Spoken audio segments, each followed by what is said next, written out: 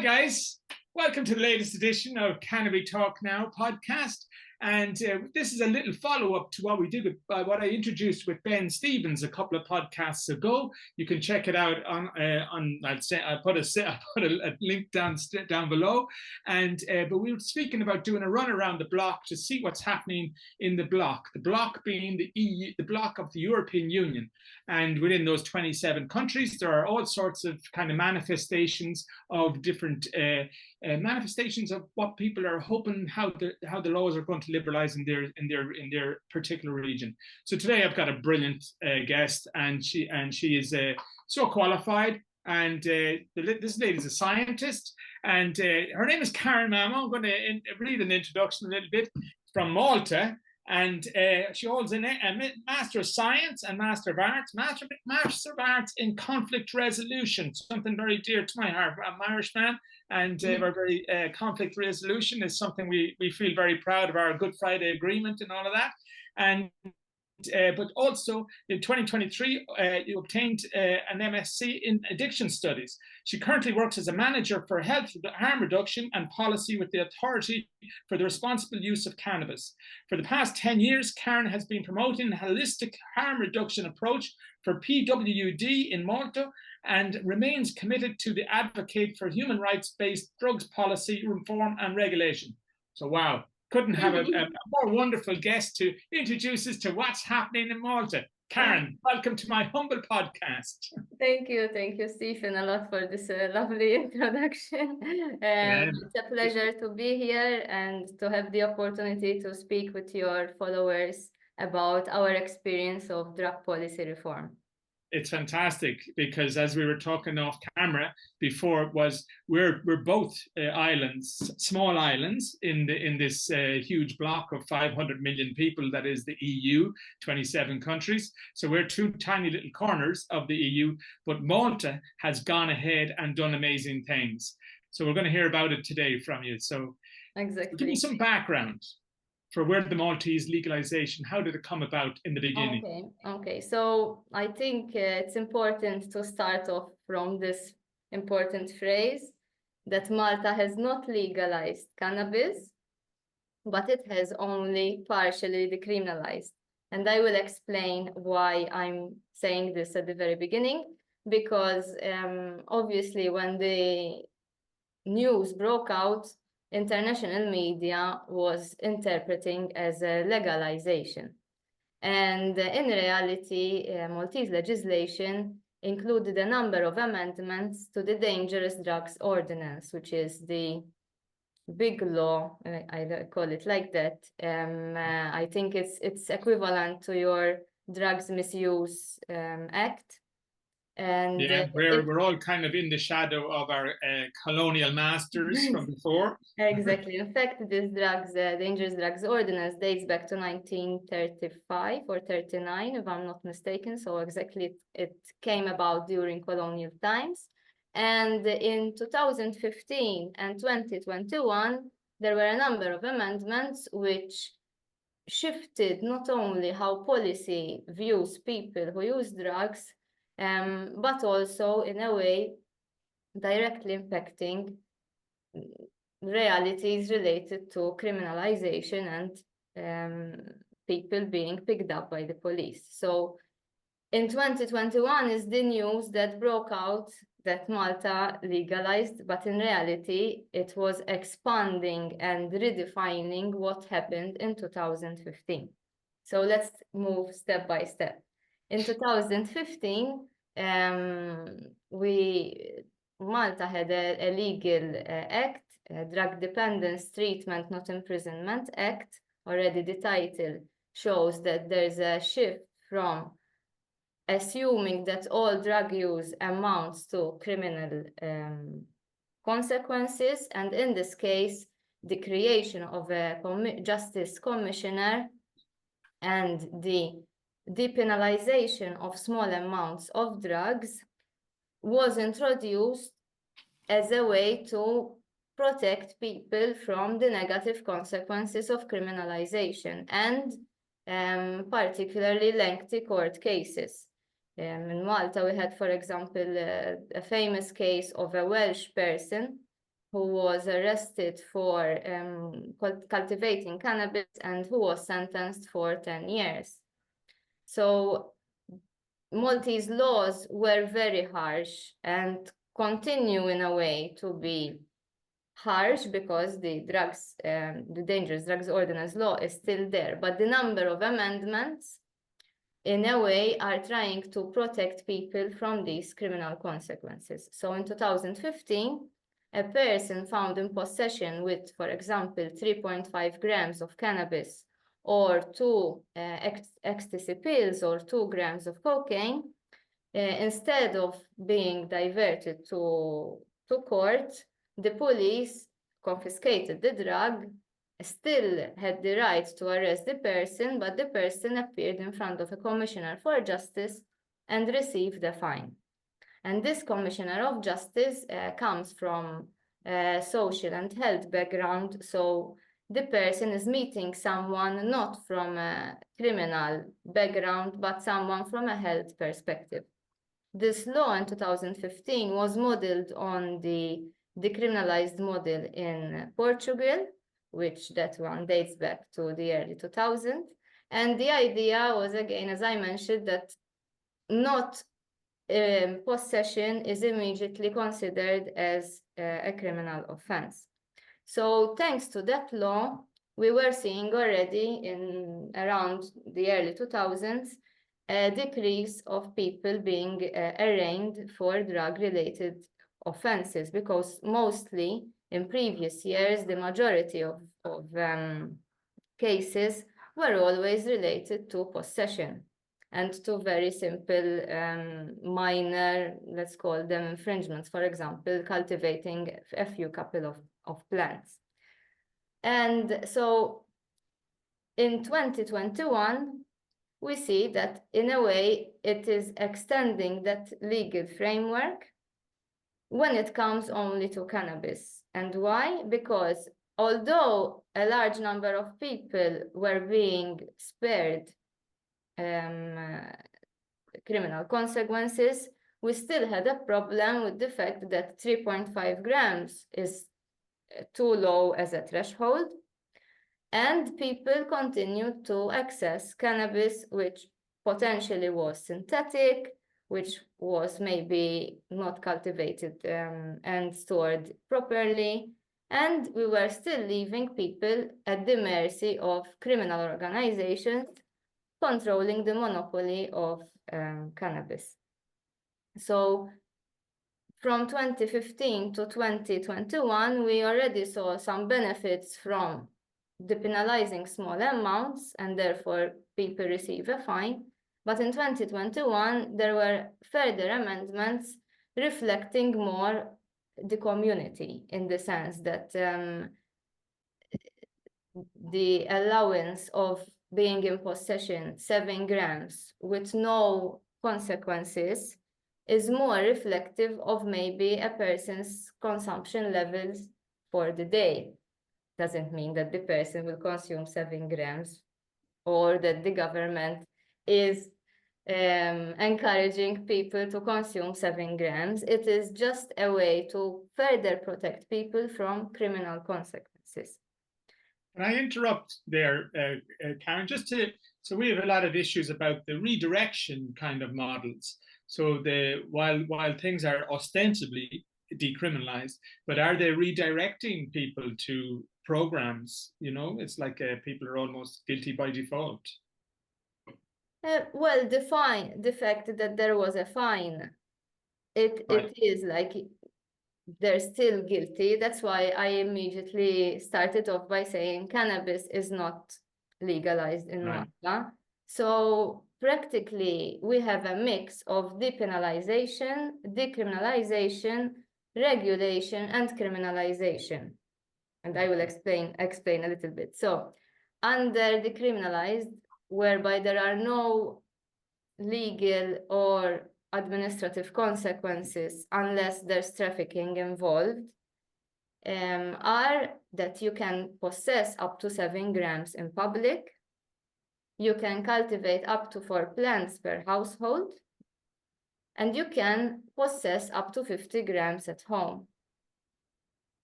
if you are found by the police in the street with between 7 and 28 grams, you appear in front of the commissioner. And the commissioner gives you a fine. And if the person requires to be diverted to a program, the commissioner can advise in this way, especially if the person is of a young age. So, and other provisions which continue to fall under depenalisation is also public consumption. Presently, public consumption is not allowed in Malta, and a person found consuming cannabis in the street is fined around 200 euros and goes up to 500, if I'm not mistaken, if it's in an area frequented by minors. Right. Also under a depenalised framework or decriminalised in a way is becoming a member of a cannabis harm reduction association. And this is where maybe the international community assumed that Malta legalized. Because in a way it is providing a safe, regulated source where to access cannabis. However, these associations are primarily run on a not-for-profit basis, so a person cannot and on membership basis, so a person cannot walk by and just go in and buy as if they're buying a packet of cigarettes, for example, or a packet of sweets. Sure. So we actually met at Spanibus for the first time. So you were speaking about the social club models. So you'd be very aware of what the Spanish kind of manifestation of the social club here is in Spain. And so is that broadly how the model is being played out in Malta? It was inspired by the Uruguayan model, the Spanish model, because unfortunately there's no legal framework in Barcelona, for example. Yeah. So for the legislators, it is very difficult to tie to something which is not really legally recognized. So the model was built on the theoretical framework provided by Tom DeCourt and Steve Rawls, and people who are trying to imagine and promote how the regulated framework should look like, but also experiences from Uruguay and a little bit Spain. However, I believe the Malta model is unique primarily because it includes certain conditions which are not available in the Uruguayan model, for example, and in the Maltese situation, there's no consumption on site, for example, so that is different from how it is being developed in Spain. And in Malta, then we have a THC limit for people under the age of 21, something which is, if I'm not mistaken, is not present in either Spain or Uruguay. So the Malta model, in a way, tried to position itself between a social club model and a place where people access cannabis. So in a way, it's tried to balance these things together and always under the umbrella of a public health approach. And so are we basically just talking then about recreational? Yes. Sorry, this is something maybe I did not explain. But this is what we're exploring as we go around this block, is that so much of it is driven. The UK, for instance, is heavily driven by medical, and because they legalized medical cannabis in 2018, and in the next few talks around, I've been talking with people in the UK, and I mean, you have vape lounges. They're allowed vape. They're allowed to consume on site under certain conditions, but it's only medical, and medical is only on private prescription. Yes, that is the same here, and so medical was enacted in late 2017. Both the law allowing patients to access cannabis, but also the industrial part of the law where some industry was operating, starting to operate in Malta. And so the legal framework and how medicinal is accessed has a whole process and is separate from these legal amendments, primarily because medicinal cannabis is a medicine and therefore it's falling under, you know, medical standards, including GMP and all these measures. It's also only accessible through the doctor, which then needs to apply with the superintendent of public health. And it is only if the superintendent approves that the patient can access cannabis. Interestingly, medicinal cannabis was very expensive for the first few years, and prices started to go down when home growing was enacted in 2021. And that someone should study these these market transitions, because they're interesting to observe how different industries try to monopolize at the end of the day the situation. Yeah, this is one for Ben Stevens from Business of Canada, Business of Cannabis, and because that's a whole world unto itself about how these things, and they're playing out all over the world. Canada has excess cannabis, so you have strict laws on cultivation and importation. When it comes to medicinal, you mean? Yeah, like in your cannabis in general, is it? I thought it was only imported that you're allowed? So medicinal cannabis is imported. Right. And I believe there were some companies who were also producing some locally. But I haven't looked into it recently and I've lost a bit updates in that scene. But recreational cannabis is cultivated completely in Malta, from seed to distribution, because obviously the international conventions that do not allow the export or import of cannabis-based products or cannabis in general. Sure. So can you tell me, have you had then a kind of places like Ireland, we've seen an explosion of synthetics like an HHC and these things, which are causing a lot of problems because it's making a lot of people sick, and they're ending up in A&E, accident and emergency. So unfortunately, we've also experienced, like other European countries, this surge and mushrooming up of these cannabis stores. And it's a very, very worrying because these stores are not regulated.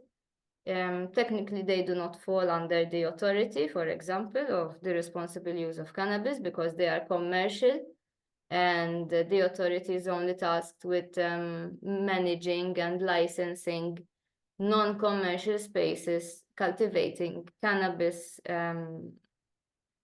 based flowers. So it is very worrying, especially to see that maybe some stakeholders or some people from the media interpret it as if they are cannabis, but which makes me laugh, and but which worries me a lot, because these shops are open and accessible to young people, to tourists in general. Their marketing is very loud and very aggressive.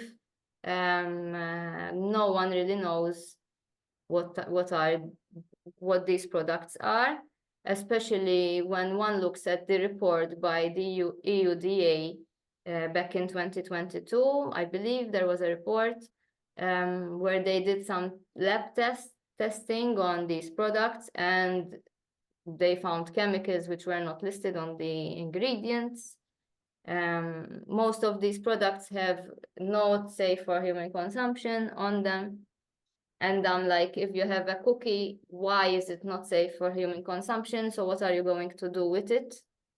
use it as a frisbee, which I don't imagine. And it's something that as a country we're trying to also address, but it's again, somewhat complicated. It's another reinforcement that the way to go for harm reduction is to go and do it properly and regulate responsibly, as that's what has to happen. So you are regulating responsibly, even though it's being conceived as legalization, but it's kind of.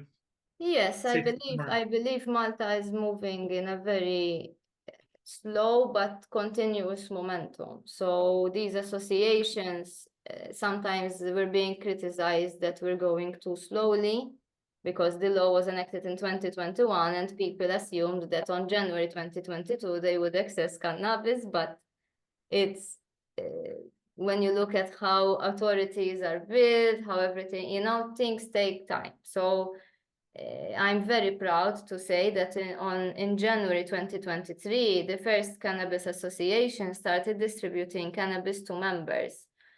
And Fantastic. the response in the first few months was overwhelming. In fact, they were full. They reached full capacity, the first two. And then we started licensing other associations. And now, obviously, there's more availability for the community, and that's what is the ultimate aim, to directly compete with the illegal market, not in terms of THC percentages. That is something also which we're seeing changing. When you talk with people, they still mention THC, but some are also mentioning terpene profiling now. Sure. Some are mentioning how cannabis is properly cured, how they can enjoy the plant without coughing, or all these things which usually are linked with badly cultivated or stored or sprayed cannabis, because we've also seen, not locally, because we do not have drug testing, so it's very difficult to check what's on the market. But we've seen also in the Netherlands and in Germany where flowers with low THC were being sprayed and sold Sure. as if they're cannabis. Yeah, and this is a thing. My last talk I had was with a Chinese guy, Chow, and they're developing a cannabis app built around a club in London called the Chilling, or not in London, in Liverpool, excuse me, called the Chilling Rooms. And the idea is that, testing has to be such a big part of it. It's actually a harm reduction club is what they're kind of legally known as, and that's how they're delivering their app. And everything is about kind of making testing as economically viable on small levels for every member that comes into the clubs, wherever the clubs might be. Okay. It's a very important part of the picture, I think. And yes, and harm. So just put something. Maybe you can fill me in on something. You had an original pain clinic. And a doctor who kind of led the charge in the very beginning. Is that and was he subsequently did he go to jail? Almost. Almost. Well, that saga unfortunately continues because the case has not been closed or has not moved forward. Right. It was very traumatic, I think, for people who were following the reform to see a doctor being and his employees being taken to the police station, strip searched, treated politely, but still as if they are dangerous criminal mafia organizations importing dangerous substances. But so unfortunately, that issue has not yet been resolved. One has to wait and see what the law courts will decide. But fortunately, the doctor still operates, so he's still in function. And what's his name? Dr. Andrew Ajus. Okay. Yeah, so it's I followed the case. It's going on for some time. It's And been since 2022 practically, because about 3 months after the law was enacted, or 4 months, there was this news that Dr. Aju's clinic was raided by the police. And the funny thing is that if you go around and go into these cannabis stores, you see CBD flowers. So it's very curious to see how the court and the case will be discussed, because there are other shops and not medical clinics providing these flowers. So it will be very interesting to see how the lawyers will debate and try to. Yeah, it's horrific that we have to move through, hoping that it'll be part of a bad history in a few years' time, where we go, that was a black spot in your Maltese kind of regulation journey, and you've moved on and to a brighter place. Yes, one hopes, because at the end of the day, even, for example, the people who were arrested in previous years, the amount of money wasted on lawyers, the amount of years, and maybe loss of work because or loss of family relations because you are now a criminal. So these, it seems that they're slipping out of our discussion on drug policy reform and cannabis, not just in Malta. Even if you look at the Netherlands, if you look at Germany, no one is really having this conversation on restorative justice. And I believe we need to learn as a region, we should learn a lot from the Americas.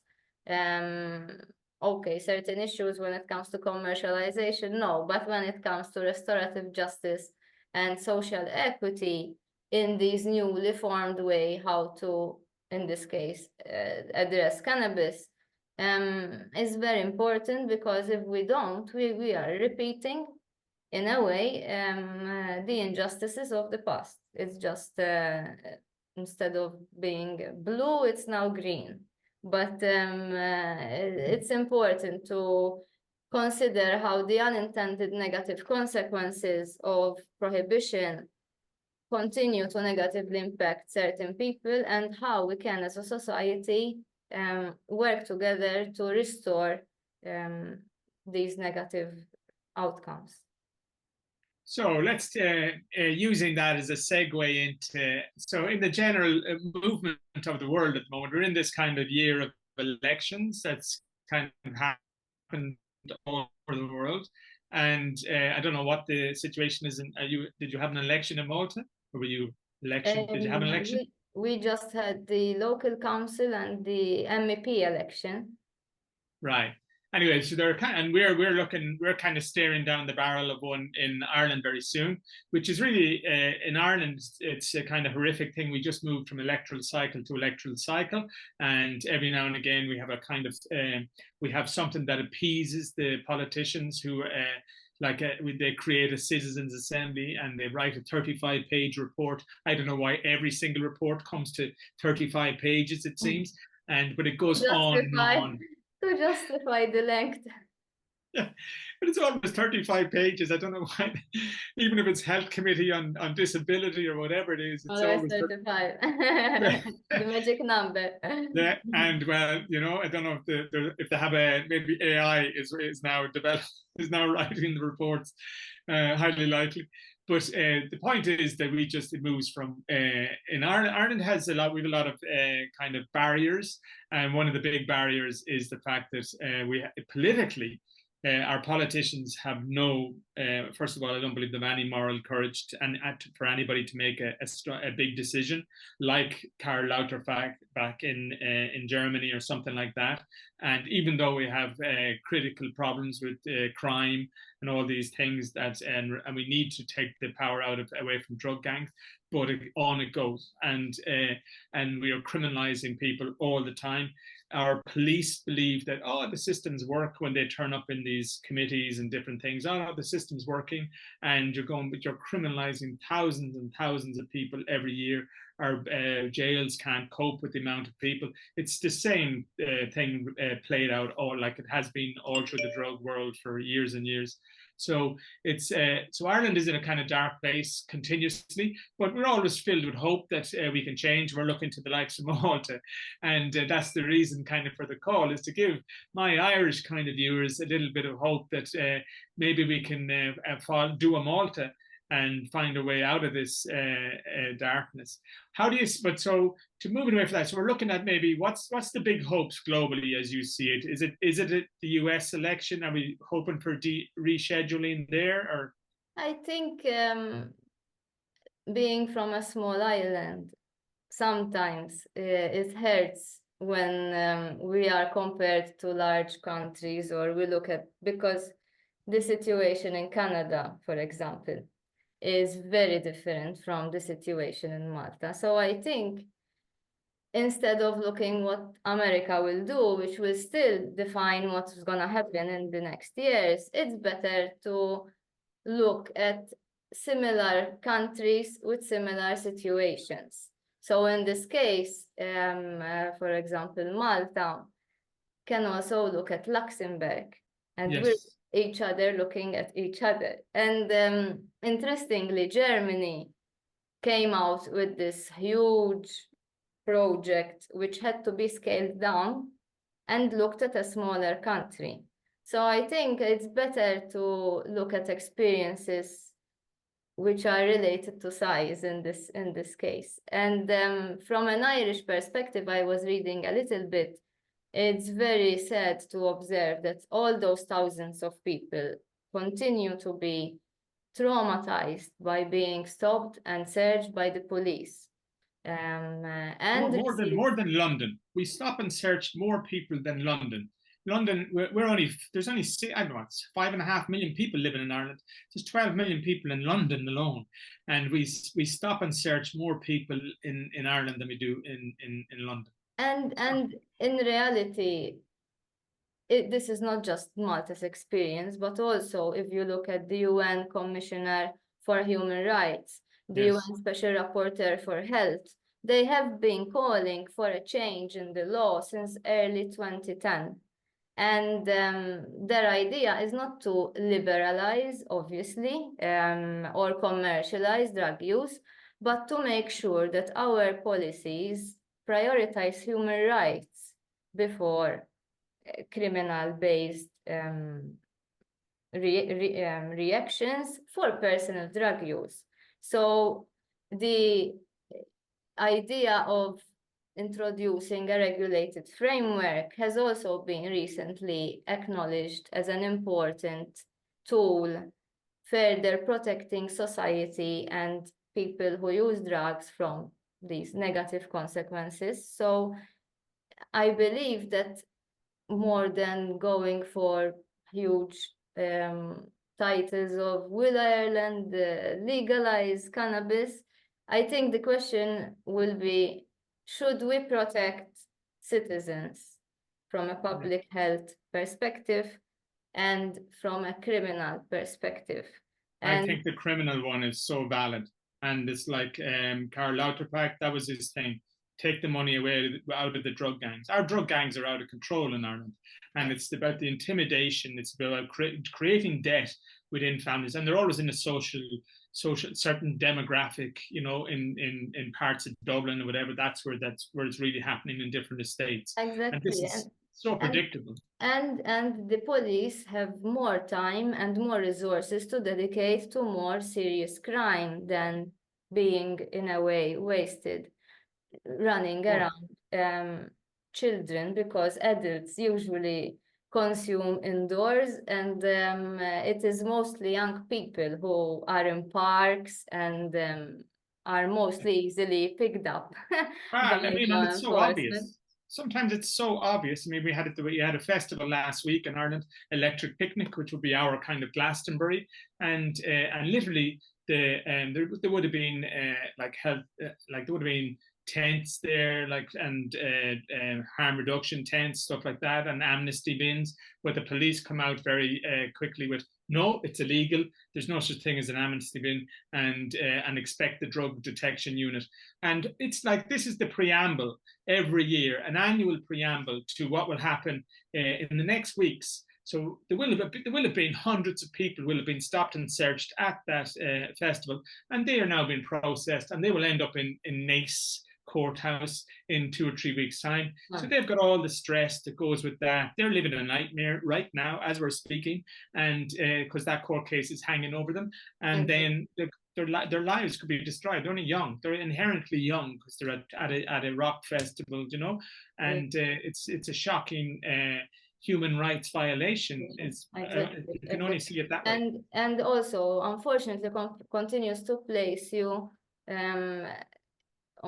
because now a lot of countries are moving towards a broad understanding of harm reduction, and it's a pity, because if you look at the history of harm reduction, the UK was one of the pioneers, and if cannabis in this case is regulated in a non-commercial way within strict parameters and limited amount of how a person can access cannabis flowers, it is protecting people. And I think this is what the legislators should maybe think about.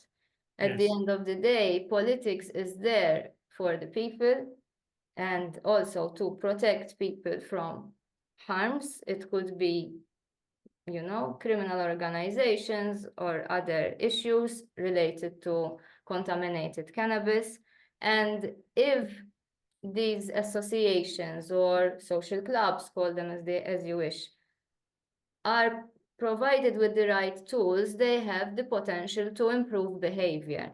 For example, one of the biggest fights and difficulties will be to switch people from consuming cannabis with tobacco to consuming cannabis on its own, and ideally not through combustion, but through less risky methods of consumption.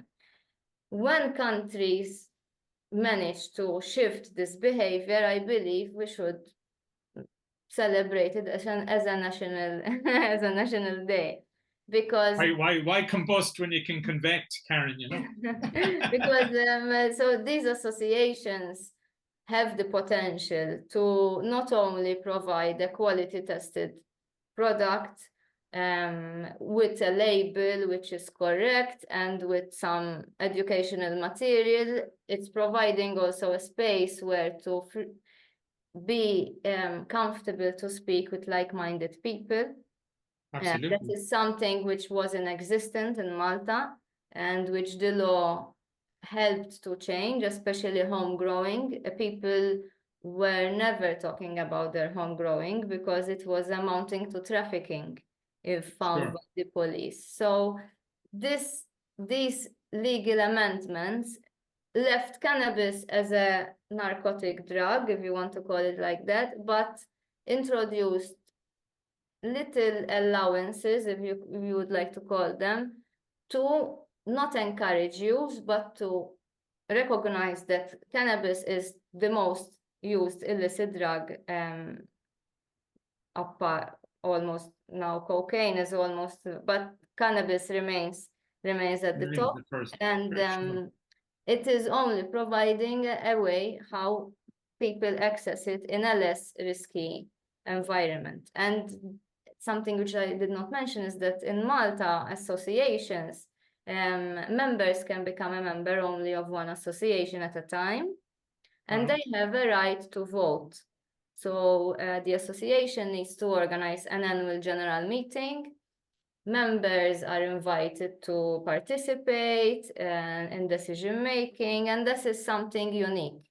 You do not see that in the alcohol or in other areas.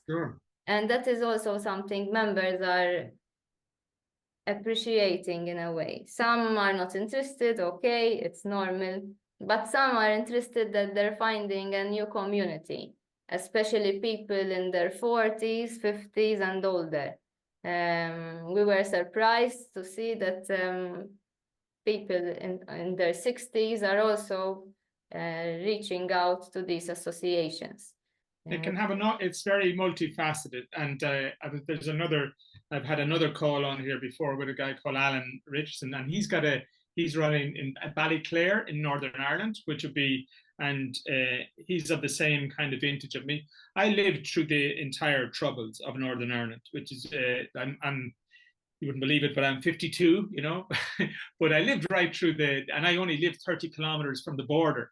And so every day my news came from UTV, Ulster Television, and every day there was a shooting there, a bombing there, this there, that there. And it's very real. I have a bunch of friends, everything who would all that would have been affected in different ways, and there is genuine PTSD. So Alan, the guy that I'm talking about, who has a vape lounge in a place called Ballyclare, I think he would have been the UK's first, and his name of his brand is Stay Medicated, and so when I was talking with him, he was telling me I lived in Northern Ireland for quite a while. I lived there pre-peace process, when the police had targets on their back, when terrorism was live and there was bombs happening around Coleraine and stuff. I lived there, and so I've got a very strong sense of what it was, or where the traumas are that are around Ireland, and even not just in Belfast and Derry in the flashpoints, but also all along the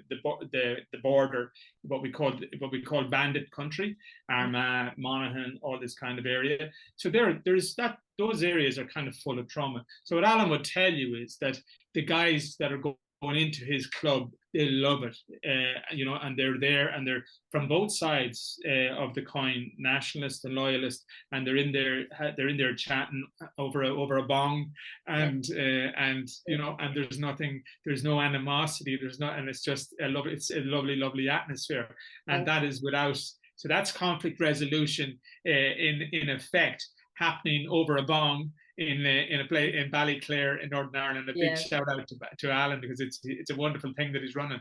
But that's it. PTSD is real throughout. We've just had Ukraine is after legalizing, and you know, could there be a more valid legalization in the world? And as the trauma, that's an ongoing people traumatized, all those disabled people that it's churning out. It's horrific. And so literally in a few weeks' time, I'm climbing a mountain in Ireland on International Peace Day. On the conflict resolution tip. So on the 21st of September, it is International Peace Day. I'm climbing the most beautiful mountain in Ireland. It's like our tabletop mountain on the Wild Atlantic Way. It's very beautiful. And so I'm going to be climbing that, and it's on International Peace Day. So when we get to the summit, if I get to the summit, because I have MS, you know, and climbing this thing is not going to be easy. But we'll take a Palestinian and a Ukrainian flag up there with us, and we'll have a little bit of a thing, sending good vibes out to those people half a world away, and from the top of one of Ireland's summits. So I'm looking forward to that, and you're a wonderful advocate because I know a bit about you in terms of your civil rights pursuit and your conflict resolution, because this has never been more real, as we know, in our lifetimes, and it's horrific to follow. I follow a couple of people like Bisan in Gaza every day. We can see everything that's happening now. That's the nature of war being this up. We're that up closer now because of information, and so look, that's my little wrap at the end, and a little plug for my climb of Ben Bulben on the 21st of September. I'll have links down below. There's a GoFundMe that you can. It's all a native charity, an MS charity, which is a therapy center that's underneath. It's underneath a thing called Ben Bulben's head, which is it's in Yeats country. I don't know if you're a fan of W.B. Yeats, the poet. No, not that much. I haven't read. Have to send you some. We'll have to send you some Yeats poetry. It's he's our most renowned romantic poet, Karen. It rings a bell. I think I've studied something at university, but then I changed completely to international relations, and obviously your We'll try.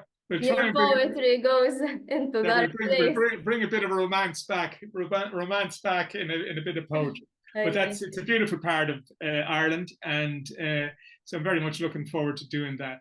Karen, it's been amazing, and I knew when I watched your talks in Spanibus 2 years ago, and you were speaking on social clubs. Then social clubs has never been a more hotter topic, as far as I can see, and so. Thank you very much, Karen, for joining me today. Thank you, Stephen, and I hope that my intervention will be useful. And as I mentioned, that the main aim of everyone is protecting people. So even people who are against regulating or moving forward in some sort of way, they have a lot of fears, which through dialogue and explanation and showing what we are doing in this case, can better help people understand what we mean by a not-for-profit harm reduction association, which does not promote but only tries to diminish risks faced by people going into the streets practically. Perfect. And I'm going to leave it on that massively positive note. Karen, you're amazing, and keep doing what you're doing. And you're always welcome to visit Malta and I think we'll have you. I think we'll have you in Ireland before you know it. Okay, we're working on something, and you're right. You're on a list there, and so keep your diaries free. Next April, we've got plans, and the rest of you people will know about that very soon. So look at Karen again. Thank you so much. Thank you, Stephen.